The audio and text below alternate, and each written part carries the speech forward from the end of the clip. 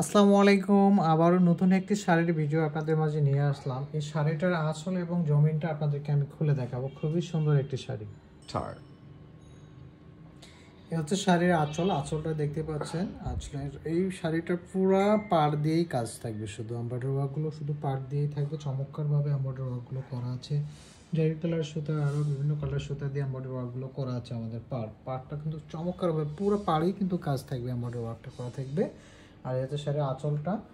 আর আপনাদের জমিনটাও এক কালার, জমিনে কোনো কাজ পাবেন না, আপনারা এক কালার। এই হচ্ছে এক কালার, পেঁয়াজ কালারের মধ্যে শাড়িটা খুবই সুন্দর একটি শাড়ি, সিম্পলের মধ্যে।